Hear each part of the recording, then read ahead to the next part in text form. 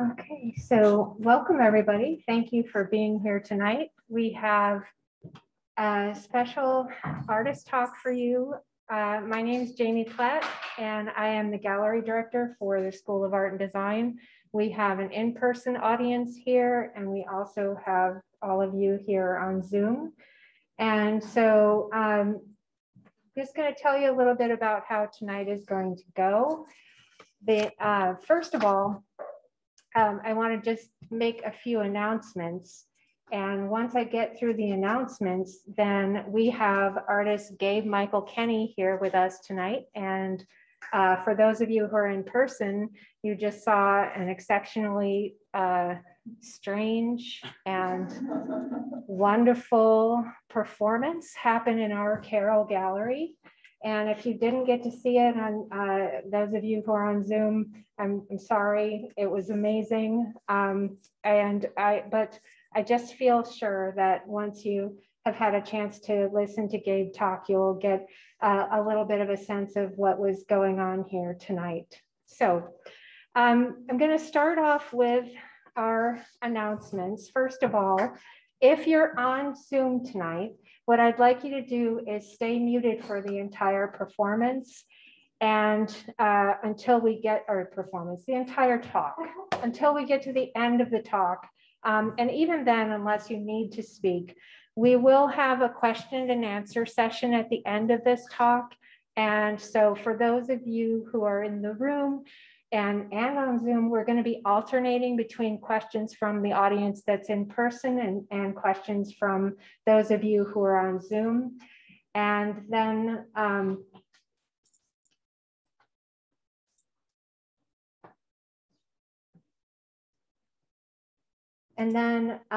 there will be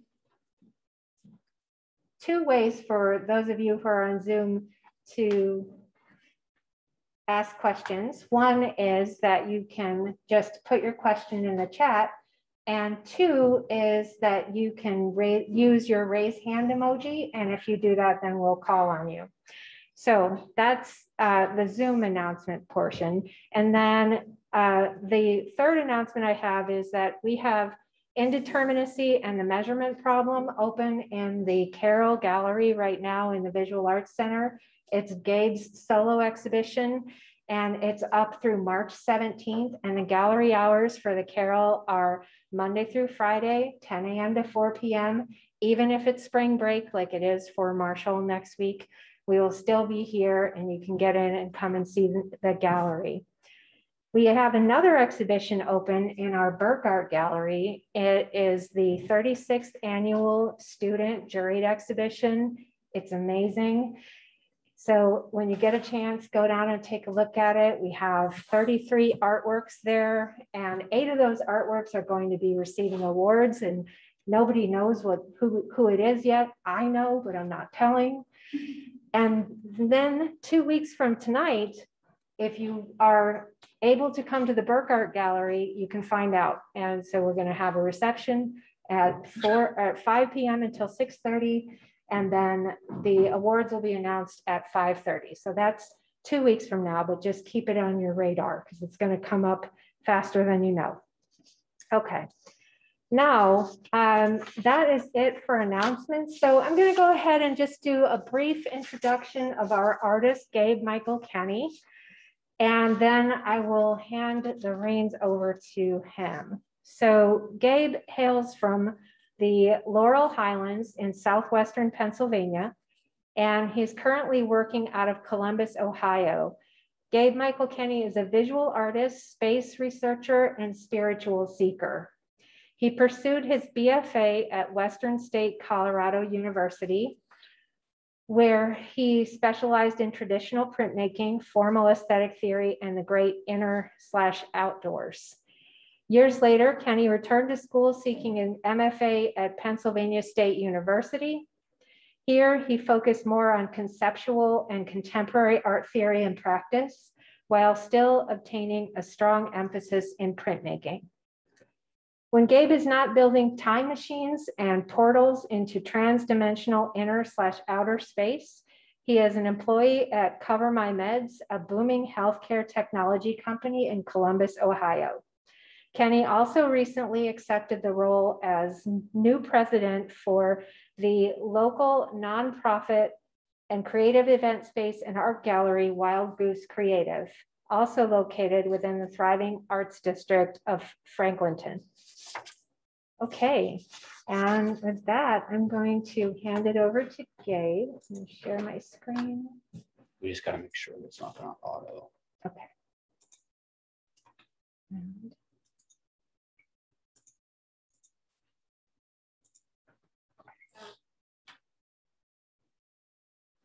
use time. Look at that. So, yeah, go back. Okay. So use timings. Take that off. All right. Okay. And thank you, Gabe. Is there a way to see? Oh, no, there isn't. All right. I can't see this next slide. Okay, we're good. I got it. Okay. Yep. Okay.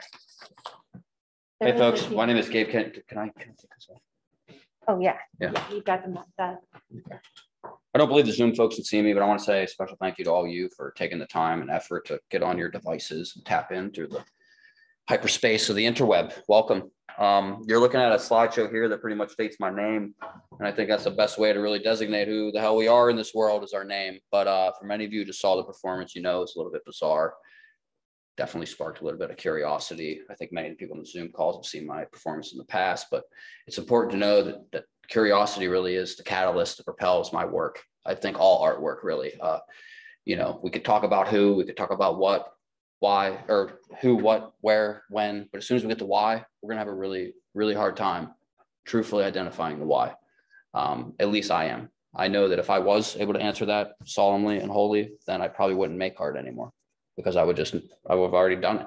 I just would have made what I needed to make. I would have known why I needed to do it. It would have been over. I could certainly entertain the ideas why, and I'm going to run through those today.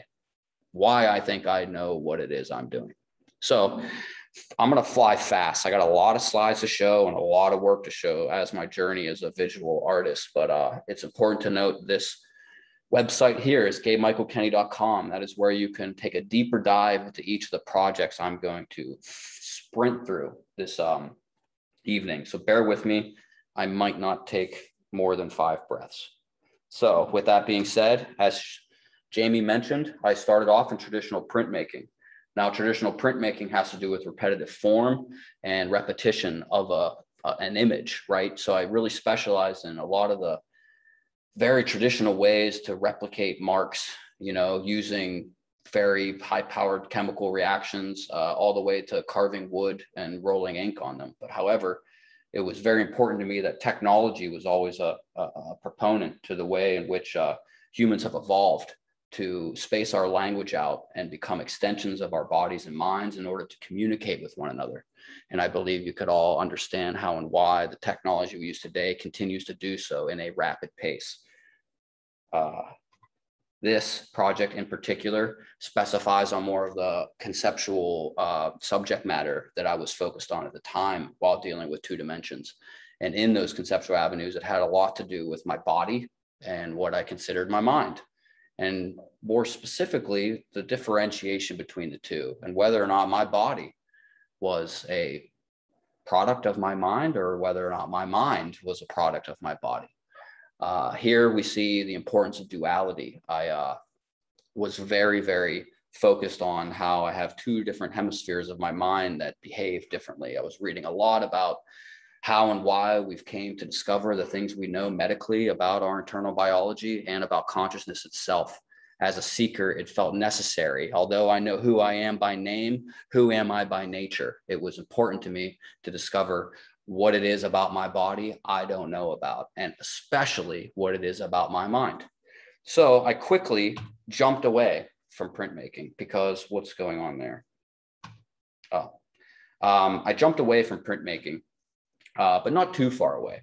I always held it kind of in my back pocket as a tool, another catalyst, while becoming greatly influenced by all the weird, wacky kids I met in grad school. I studied in a very, very traditional undergraduate program that really wanted to just train, you know, mostly boutique gallery retail artists to sell commodities. And to me, that, you know, living in a capitalistic society, that passion dies quickly. It tends to suck the soul out of things, truthfully. And I was really on my search to discover who I am and use my art as, you know, a propellant to get me into a clear understanding of what the hell am I even doing here? So I became obsessed with installation art because to me it was immersion, the idea of immersion, because to me I'm immersed in this reality. I'm on planet Earth. I drink water. I take poops. I eat dinner. It's weird. There's so much weird shit that's going on in my immersion of being a human. I decided to really focus my art on those same tactile experiences, things that transcend simple 2 dimensions and now into 3, 4, 5, 6, 7. We'll go all the way to 11 and 12 if you really want to like block off the rest of your evening and talk about some hyperdimensional quantum physics.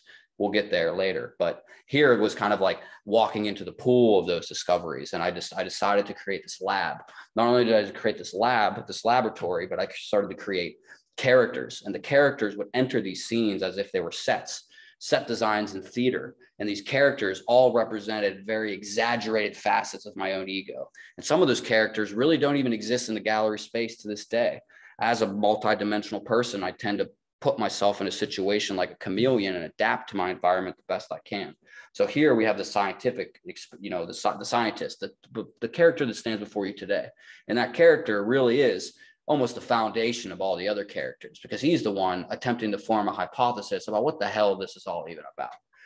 Also in this thing, I started to really pull in, humans as components into the artwork and use them as medium. Here's a new character enter the same space. This is a CEO character, strictly business, right?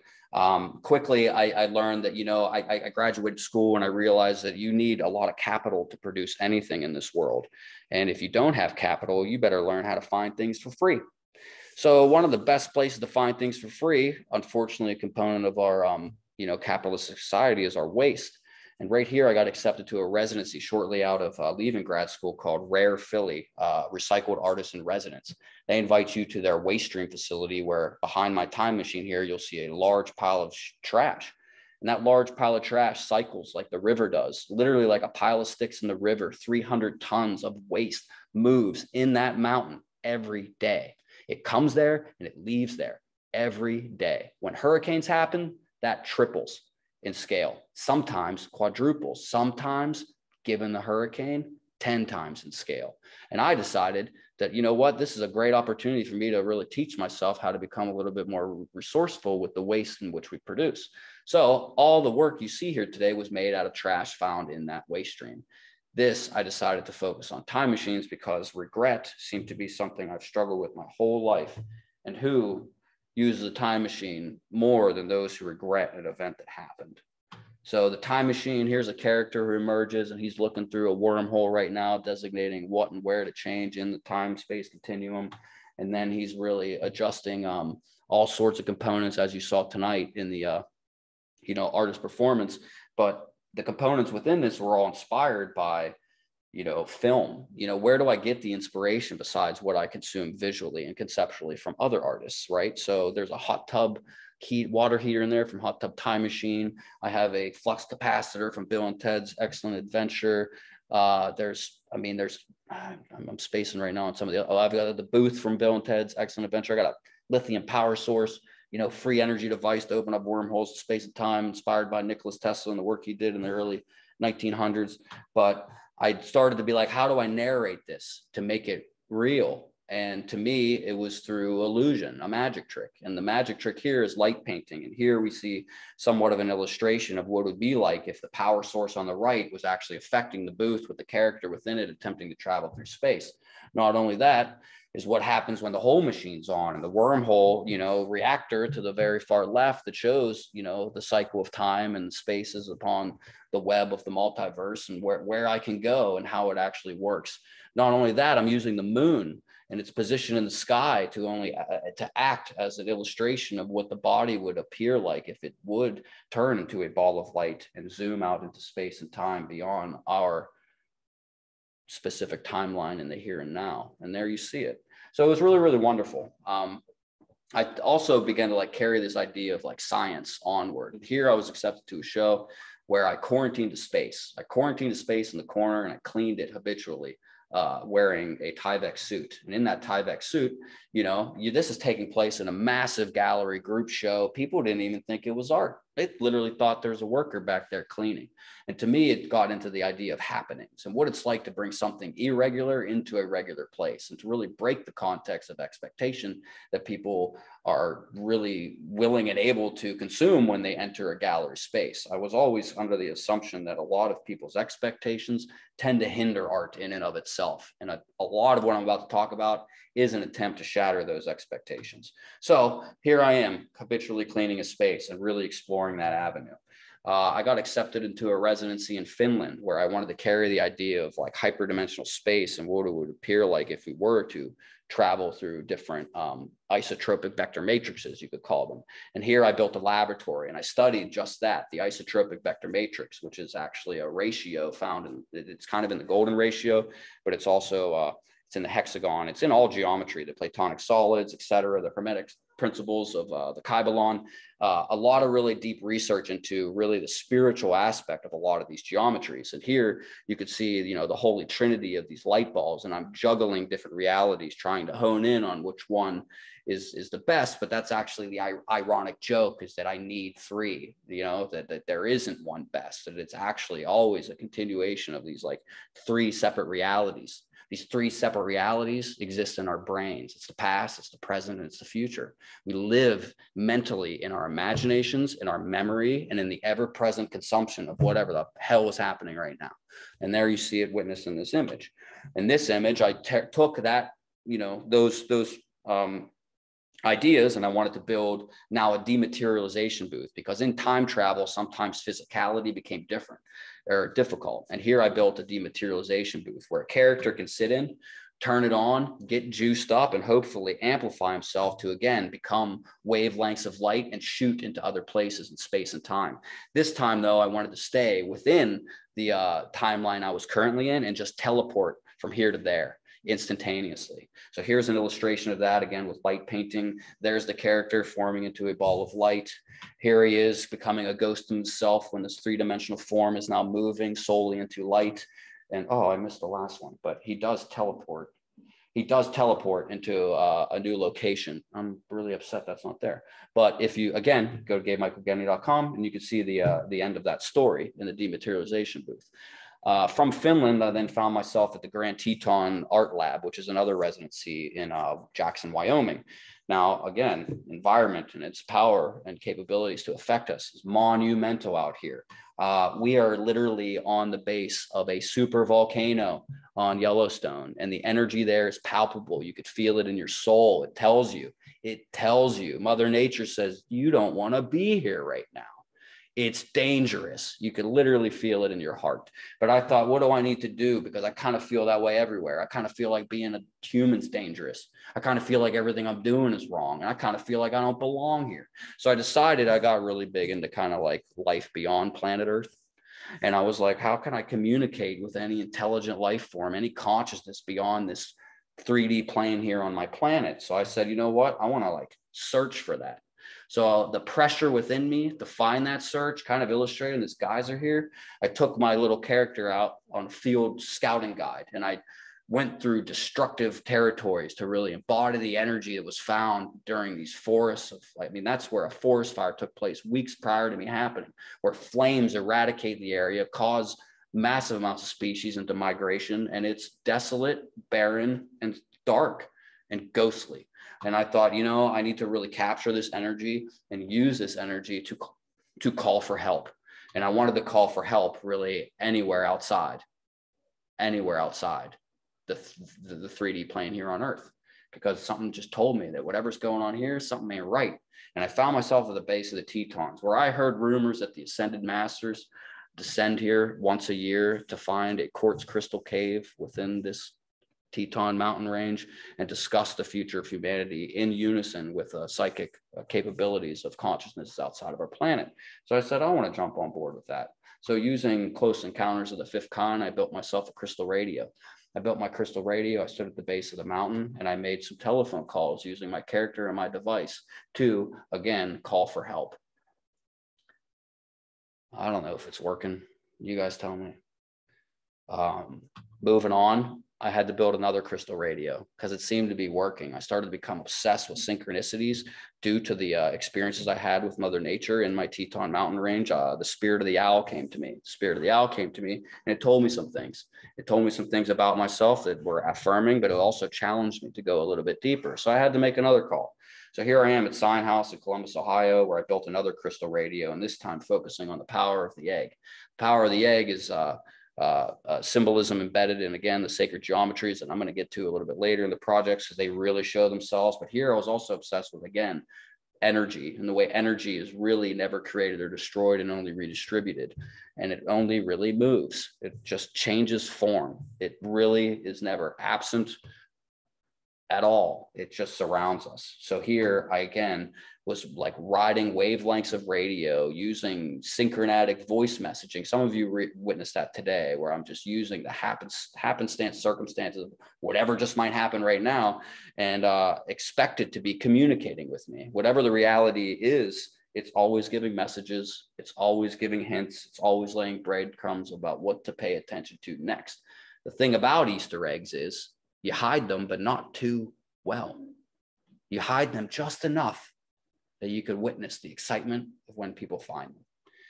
I also started to use people as, mediums, paint colors in my work again, and have them participate in order to, again, illuminate synchronicities within us and that happenstance and the situation that may form just in the ever-present now. So here we are having people adjust the magnetism between a smaller sphere and a larger sphere at the top of my egg. I then started to get real holy because my roots are in Catholicism. I consider myself somewhat of a recovering Catholic. However, I'm a devout spiritual practitioner, and I consider myself spiritual, not religious, because I am one of those people who I worship the message, not the messengers. And I think that differentiation is crucial, especially in our time, because I feel there is a severance of our physicality with the spirits beyond the veil and the reality that exists around us that you cannot taste, feel, smell, hear, etc. The limitations of our mind that are placed on us by our physical forms. So I was like, I want to worship that shit. And it was really all about sacred geometry, and not only sacred geometry, but some other things. I led a procession without first cleaning the space. Some of you saw that today. I think it's important to really clean your area up a little bit and take the time and intention to set the stage for a sacred act to take place, whether that's in your home or in your car. Take care of your environment will take care of you. Do not become a product of your environment. Let your environment become a product of you, and do it intentionally. Otherwise, you're going to fuck it up and your environment will probably kill you. So we got real holy. I swept, I danced. I really wanted to loosen up the place, because oftentimes people see a lot of the symbolism and they get a little timid and a little scared, a little offended. Some of them get a little triggered, but you know what? I know my intentions are pure here. Some of what you saw tonight, although a lot of this sounds really serious, there's actually a very lightheartedness behind this, and fun sure is fun, and I'm here to have it. So all this stuff must be taken lightheartedly, but with devotion to also get to the bottom of it, as with the biggest smile on my face as I can, and really try to eradicate the fear that holds us back from our true potential. So I'm grabbing a lot of really powerful imagery, a lot of Americana in here. And to me, that is somewhat of a cosmic joke too, about manifest destiny, because that's kind of what I'm talking about here. Here I am leading the procession with my canary in the coal mine in my on my left hand there. Here I am speaking with the birds, making sure everything's okay with the spirit of those who can fly high above us. Here I am, procession of the water, in which we are truthfully worshiping the whole time, because it is water itself that is the essence of life. It is the one component that if you take away, nothing will no longer live in metabolistic form here on earth. So we're worshiping the water. Here's the procession of the book, the dictionary. In my opinion, the only book really worth paying attention to, because it is our language that really forms the morphogenic resonance field that we find ourselves describing, as well as projecting into the future through our imaginations and through mythology and storytelling. Our language is what really designates everything. It's in our DNA. The keys to the future lie in the DNA and language of our past. And if you don't believe me, ask our robots. Ask them. Some of you are without ever really knowing it. So here I am we made a sacrifice to the plastic meat gods. And there I am holding some plastic meat. We got like a T-bone on my right hand with a little, I think there's a New York strip over there. And I got a rump roast on my left hand. And this was kind of a comic joke to really start to pay attention to the things you consume and whether or not they are plastic and whether or not they are products of petroleum and whether or not they're even good for you. And what is the energy embedded in those things we consume? Because as the old saying goes, we are what we eat. So be mindful. Not only that, justice. Oh, justice. My, has that been a hot topic for the past how many thousand million fucking years, right? But the concept of justice to me is it should be set in balance. And sometimes I think it's important to note that wherever it might not seem in balance, maybe it is, and we're just in the wrong place and looking at it from the wrong perspective. That's really not up to me to decide, but it's up for me to be curious about and wonder about, because it's hard to believe with such injustice that it won't be beneficial someday. Who knows? We'll see. Again, I made some Kool-Aid because I figured, why the hell not? If it already sounds like a cult, we might as well drink some Kool-Aid together, right? And we made some Kool-Aid and we drank the sugary red goodness. And that was kind of another comical joke that, like, here we are drinking food coloring after I just talked about plastic meat. And then finally, the culmination of worshiping the water. It was great. And this was another one of those exaggerated, characters of somewhat of a prophet and a messenger. But however, speaking in somewhat of a code like I am doing now. The sacred geometry is always kind of the foundation of all this, just to show that, again, everything is somewhat identical in nature, but different in degree. All of these drawings here are built on the same rudimetric ratios. However, look how different they are. Look how unique they are. And I truthfully feel that about everything, from the rock to the river, to the tree, to the sky. Although they seem separate, all things are connected and all things are one. Here's just another shot of that gallery where you could see just the setup and how the scale of the sacred geometry pieces change. It was important to me too to make things that are accessible to people, because unfortunately I still got to eat, I still got to make money, and living in a consumer society, sometimes you got to play the game, and it's important to make work, because as you see tonight, could you really buy that? Could you take that experience home with you? Only via story. And do I get anything really out of it? Not really. And that's okay with me, honestly. In my spiritual journey, that's okay. Sometimes I feel that the power to incite curiosity sometimes outweighs the power to take home a token or memory or postcard of an event you just happened. I won a grant at some point in life, I think 2015, and this grant was with the Columbus Museum Art, and I used that grant to build a customized janitor cart. Again, keeping in line with keeping clean a little bit. I made somewhat of a fun house, my mobile toy box. And this really wanted to be, I just had a hard time always finding 4 walls to put my work in. And I wanted something to travel out into the world, something on wheels, something could move, change, and adapt to my liking. And this thing has gotten around. I've taken it to many music and arts festivals, and it is a hippie trap. You stumble across this when you're a little bit torqued on a few, ethnobotanical pharmacopoeias that are running through, the scenes nowadays for the music events, and you're going to get sucked into this thing, and it's going to entertain the child within you. And it becomes somewhat of it gives and it takes. People take things from it and people give back to it. I set up some homemade kaleidoscopes on it to kind of illuminate, again, the power of solidity. And it's gotten around in such a good way, and it's changed forms dozens of times. Look at it. It's a mess. Watch your step. Be careful. It's like, this looks dangerous, but my God, don't you want to get close to it? Oh, it's such fun. And all these are just toys and, little things to play with when you're hanging out with your pals at the show. But it's taken on some more serious forms. Excuse me. Some of its more serious forms find itself again within 4 walls at a gallery space. It becomes an armature to become time machines on the fly. I could put this thing up and set it down in less than 2 hours, and that's pretty good. That's a pretty good quick show. And I think that's important. Not everybody has a few days to put up stuff that doesn't make you any money. It becomes a challenge. Moving on, I wanted to make some things that were a little bit more solid because it gets tiresome to use the same armature over and over again. Here I am in Nebraska, where I did a similar event as I did here, where I showed up, did a little talk. There's actually space behind those plastic walls where I can, as a character, go behind and draw on the walls. Again, inciting curiosity, kind of hinting to life beyond the veil. I'm going to start flying. How am I doing on time? When do questions start? 15 minutes till questions start? Okay, we're doing good. So this again was really focusing on duality, the power of pairs, as you could see by the beacons up top. And I started really starting to talk to people on the other line. And some of you saw that tonight. Conversations with the other side has become very, very popular in not only my work, but my personal life.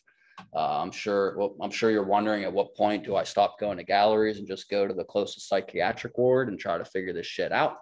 However, I feel like I'm on the right track, and with your support and with your love and your kindness, that I think I'm on to something. And I have quite, there's a story recently where I took a little trip down to an island, Jamaica, and had a little experience that was otherworldly.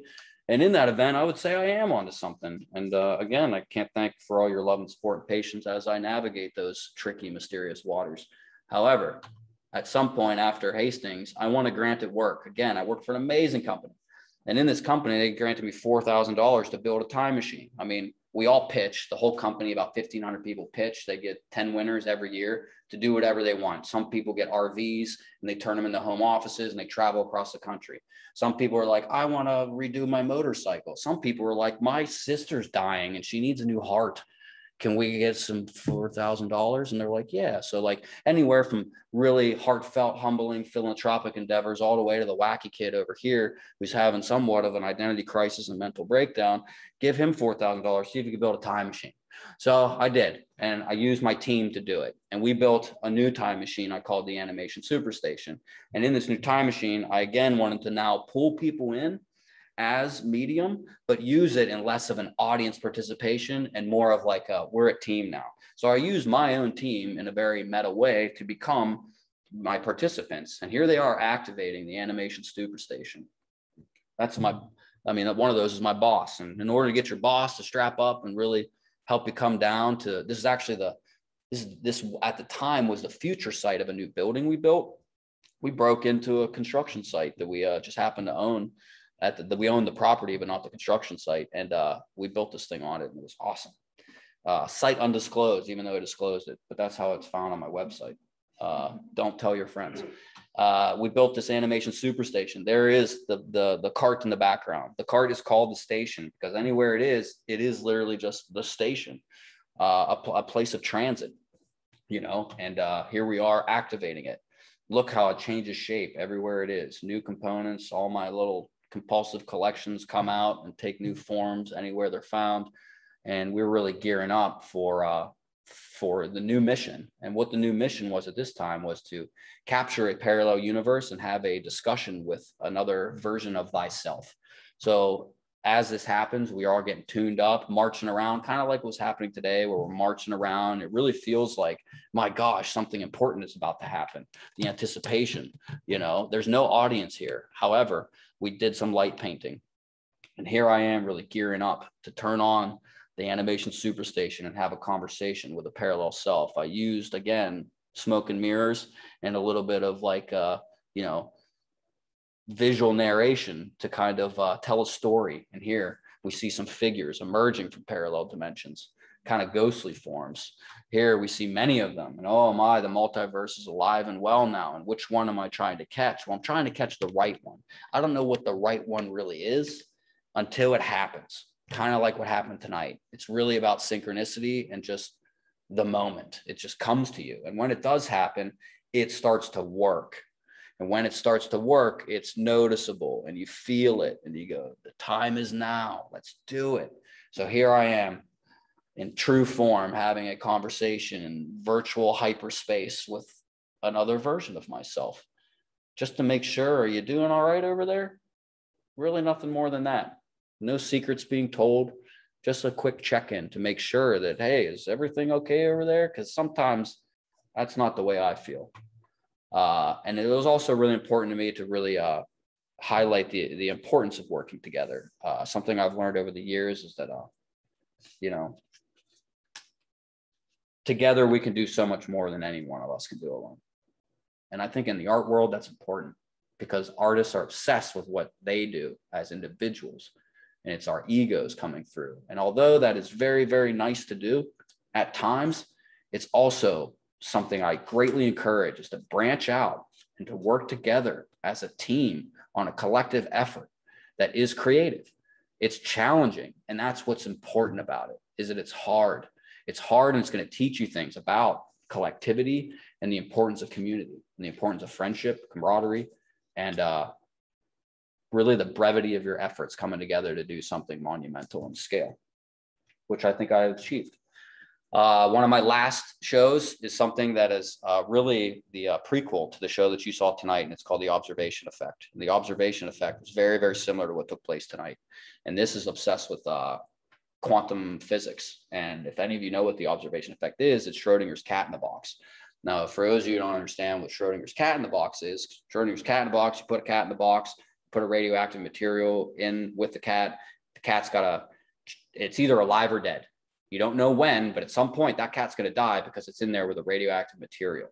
And you don't know when and if the cat is dead until you look in the box. Because of that, the observer of any given phenomenon is always bound to the phenomenon or the occurrence that exists in, meaning we affect literally everything we look at just by looking at it.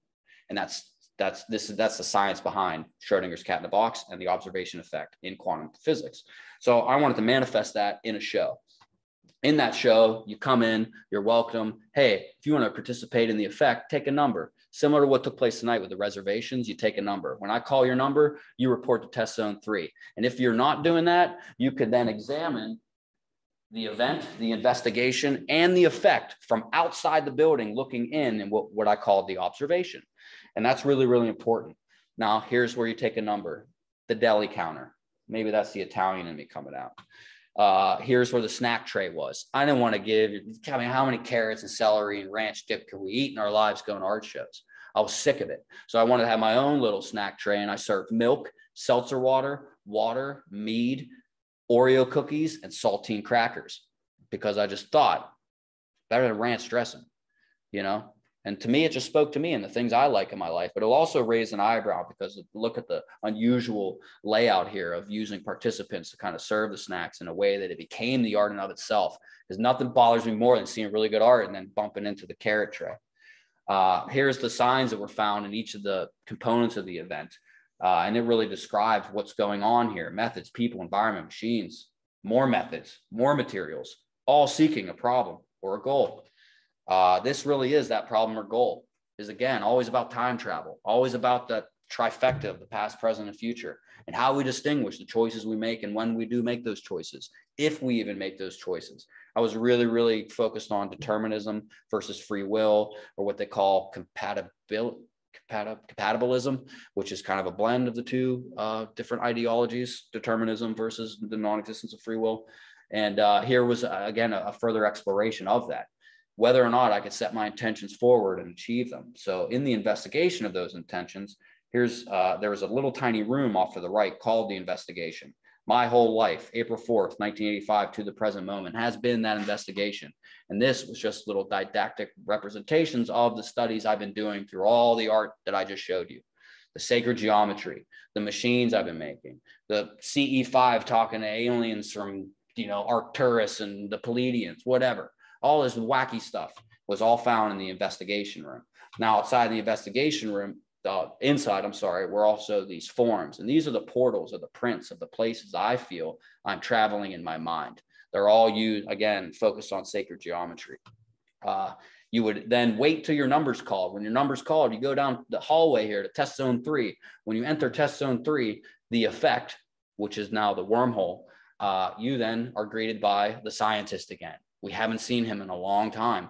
He's been at work. The scouts have been out. The technicians have been working on the machines. There's been a lot of learning in the past few years, but the scientists came out, and I put people to the test by making them experiments in somewhat of a reading of psychic ability. And that's really what's happening when I think I go out there, is I'm trying to really enter a space where I'm you know, I want to enter your mind in a way that isn't so literal and it's really hard to describe. However, I'm looking to achieve a certain level of focus that is captivating. When that level of focus is captivating, after you've stared at the machine, which I directed you to do for a long time, I turn the machine on. When the machine's on and the focus is right and the time is right and it feels good, I put my VR headset on and I start to catch things. I'm not going to tell you what I'm catching because then that would ruin the mystery. However, I'm catching these things and I put them in the machine based on which side of the machine you want it to go on, the right or the left. Because again, it just speaks to duality. It's hard to put things in the middle. It's so hard to find true balance, but it's really easy to lean one way or the next. And the whole time outside of this space, this is a storefront window, is the observation. And the observation has to do with your attitude about the observation, the cognitive component, you know, your own thoughts and beliefs, the affective component, your emotional reaction to whatever the hell it is you're witnessing right now, and the cognitive component, which is your actions and behaviors reacting to such a thing. You've seen that today. I think it was Peyton, I saw you throwing Caroline up in the air at one point. Whatever compelled you to do such a thing, it happened. It happened. Caroline had to take flight, and she did. What a miracle. Have you guys ever seen a fake cat fly that high in the air? First timers? Yeah, me too. Wonderful. But like, it's moments like that that are magic. And really, if I were to take that 3 hours, I do weirder things. I start to hand people wet rocks. I start to make you hold things, put things up to your ears. I start to really treat people like form and like paint on a canvas. It was difficult today in a crunch time. Also, there were some newer things I was trying with the whole like segue into it. But regardless, the observation effect is always bound to the observer and the phenomenon which we're witnessing. And I truthfully believe that is present everywhere. And it's just at what point do you become a mindful, focused, concentrated observer? And at what point are you just hypnotized? And you're just kind of there. And you're just a victim to the spectacle that is before you. With that being said, thanks for coming out. I was really happy the way that went tonight. You know, I think Jamie's going to come up and she's going to assist me in working through some Q&A with not only you here in the room, but those on Zoom. Thanks, everybody. Thank you so much, Gabe. Okay, I'm going to stop sharing the screen here. Okay.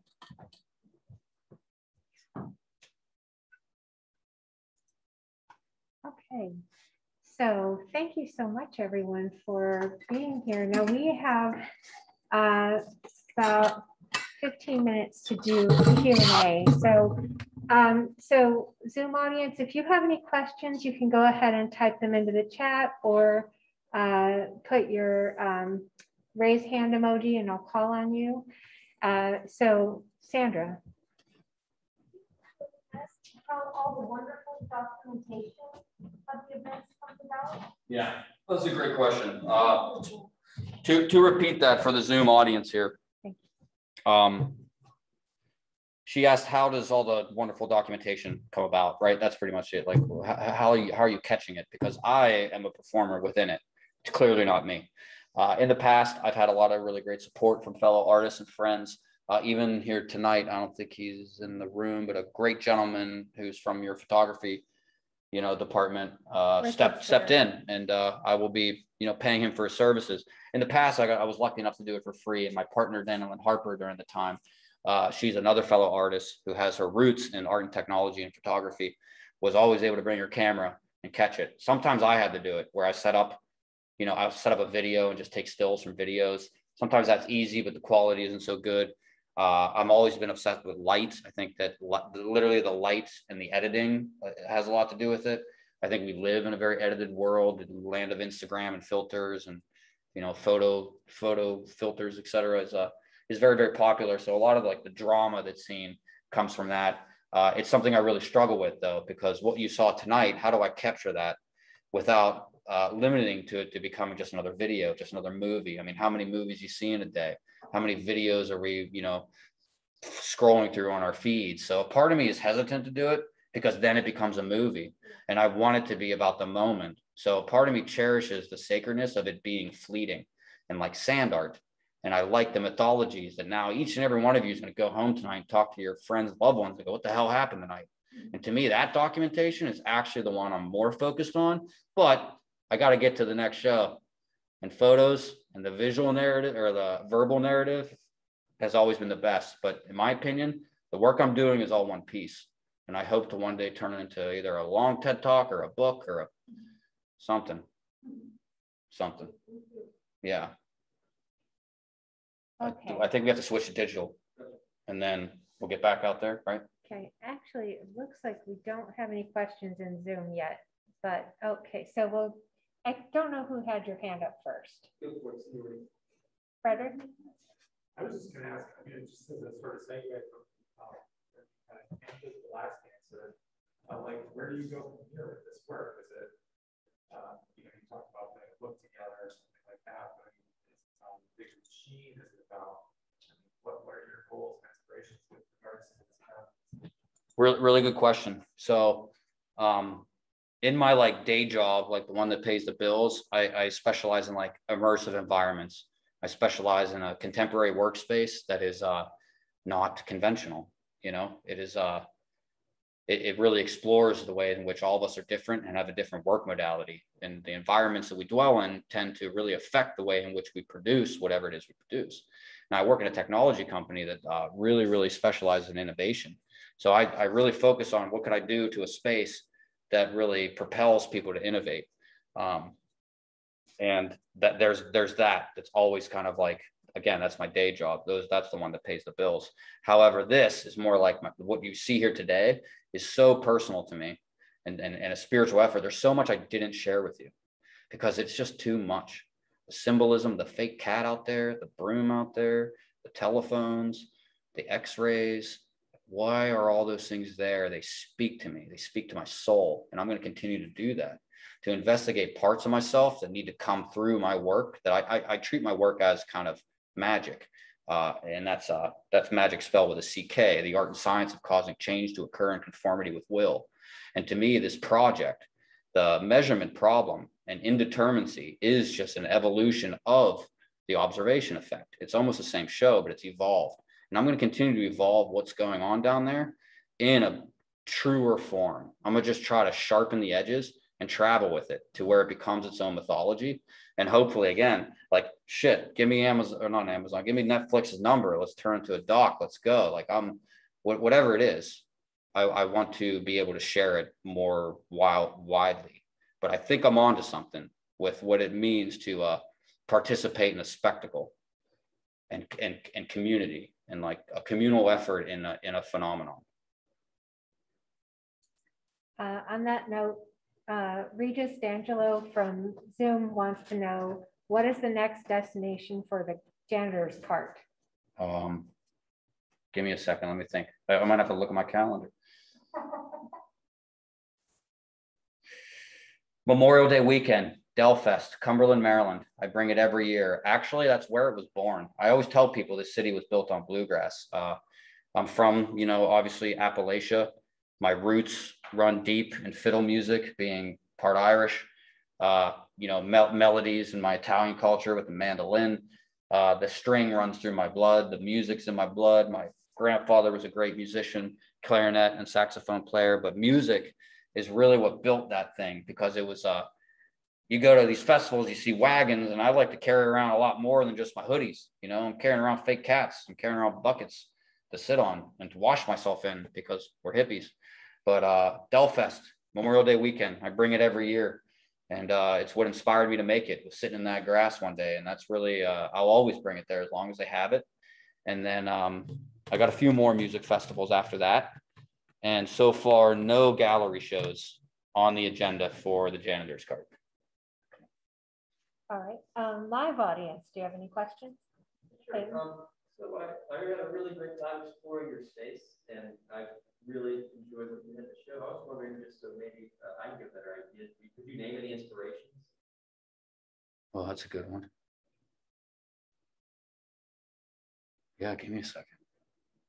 it's like I'm inspired by so much, but it's almost like my art's not inspired by other artists. I have a great friend here who's a great artist, and he's got a super good, he's like, his mind's an encyclopedia of like, this artist did this and that and this. And I'm really like, sometimes absent-minded towards it. And I find my art in things that aren't necessarily considered visual art. But to me, it's science. I just read a lot about what the hell's going on out there. Because to me, that is the true art form. Yeah, I get a lot of like, I felt Doctor Who whenever I was enjoying your space. That was like the eccentric, scientist. And I like the idea of like the term pseudoscience, where people are like, oh, science said that. And you're like, no freaking way that's true. But then it gets into just the power of make believe and the placebo effect. And if you believe something to be true well enough, well, then it is. To you. Yeah, the truth is discourse. So what I think is happening out there is actually happening. And I really don't care what the hell any of you else think about it, honestly. And then some of it's kind of weird, but I could tell you, I've had a lot of people come in and get spooked. I don't consider it black magic. I don't consider myself putting any type of hexes or curses on any of you. I do it in a gray magic type of way, where I want to feed your curiosity and also humble my own sense of restlessness. Okay. Okay, and checking the Zoom chat, we have from Ed. He says, brilliant. Pick two of these, please. What is the vision? What is your vision? Does it matter? Ed, I'll tell you later. I think that's the Ed I know and love. And no, I would say the vision is far and wide. I always tell people more, faster. I think that's the law of entropy, truthfully. And I'm definitely hungry to take the vision broader, whether that be broader strokes, conceptually, because you kind of see that happening. The more and more the work, changed form, the more intense it got, the more was going on, really. And I think that's just going to continue. I don't know, Ed, let's start a cult someday and let's get paid. I don't know, I don't know what the vision is. It's all over the place. It'd be great though, to turn it into something much more lucrative. Alora? Wait, hold on. Does it matter? Does it matter? I would say, nothing lasts, but nothing's lost. And in that sense, everything is made of matter, and therefore it matters. But also, there's a time when I think our souls and our minds transcend this matter. And to that regard, no, it doesn't. So yes and no. Thank you. Alora? Captivated by the beginning and then watching the path and sort of where you're at now, in this maybe holding circle where you're speaking about understanding your mind and your body and making work about understanding those things, and then along your path, your body became part of the process, part of the materials, and then now you're using other bodies and other images and other bodies as a tool, as paint, and using other people as materials. And I'm so fascinated by that growth and development of the intersection between the person, the art, the spirituality, the science, and discovery, all of those coming together in human form. And I don't know if I have a question, but I can observe and see that. And so I'd like to talk to you more about it. If you have other words you'd like to add. Well, it makes me feel a little bit more confident in an answer to Peyton over here, that my inspiration is people and our behaviors, and people fascinate me. But not only people, just life itself, take me out to the tree and it'll teach me something, take me to the ocean and the fishes will give me a message. And I do believe in that same statement that it's all connected. We're all part of it. Whatever it is, it's all there is. And all there is everything. And there's really no such thing as nothing. And that's why we call it nothing. That, zero is not a number, but all the other ones are. And again, I feel that all of them are identical in nature, but just different in their degree. And to that, it's novelty. It's the way in which things illuminate a sense of, brilliance to their appearing, you know, yeah, the appearance of being unique, even though it's all really just another part of itself, looking back on itself. You know, this is kind of some woo-woo stuff, but people have always had the greatest effect on me in the way in which they communicate was so literal and understood. Whereas, you know, the things that the stingray taught me in January, I'll be unpacking for a long time, you know, or the things that cell phone's telling me, you know, the things that the internet says is like, they're built by people, but they're extension of us. And I just wonder where that path of evolution will lead us, and look forward to it, because I don't know, I think it's been pretty fun so far, despite all the horror. Here I am. Thank you. So got two comments quickly from the chat. One, Regis D'Angelo says the cart will be in a museum one day. Hopefully. Yeah. And then we have from Miyuki Cook, who's one of the faculty here. She says, it was so great. The exhibit felt cold and mechanical, but I see human in it. Everything was made by humans. I love you saying fucking in the academic talk.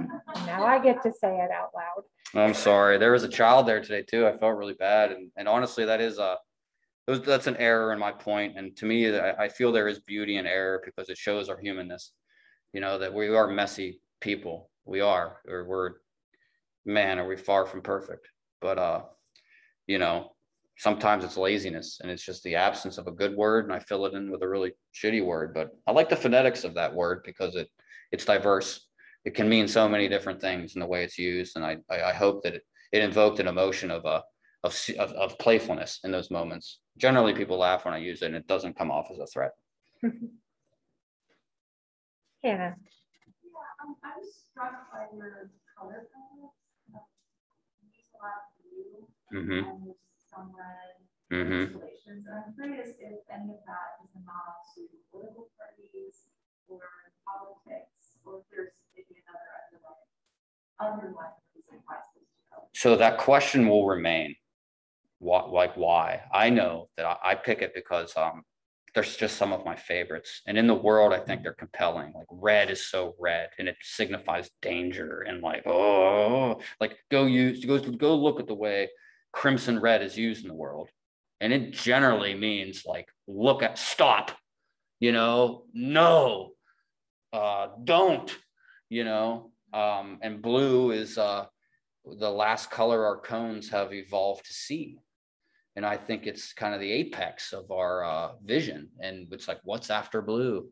You know, it's truly fascinating to me, because vision and color in and of itself, and the biology around it, is crazy. Listen, good wormhole right now. Google magenta doesn't exist. Fantastic rabbit hole. But there's wild things about our visions, and how most of the world we see is a hallucination. And blue in and of itself is just, it speaks a lot to water. And how water, I cherish water, the blue sky. I used, you know, my father was a part of the municipal authority, and everything they used, you know, their corporation was blue, and my high school team was blue, and blue has kind of followed me, and I kind of want to keep it around. And but there's also things out there like the high vis, right? Like the oranges and the construction. I think you've seen a lot of construction and things that are really, really bright and kind of jarring. And to me, it is just like contrast generates interest. And sometimes the most brightly illuminated, drastic, you know, things grab your attention. And I try to stay away from some of the other color, like pastels. And I mean, it just gets too much. I'm not really good at it. And I just stick to what I know and what I love. Okay, great. And then one more comment from the chat. Drake D'Angelo says, I would absolutely love to see you do a TED Talk. Yeah, me too. I'm going to give you a TED Talk this holiday. Some of these are my family members. I'll give you a TED Talk holiday. It's 90 minutes right now. It's pretty good. All right. Well, it is 6:30. So I just want to say thank you so much to Gabe. Let's give Gabe a round of applause.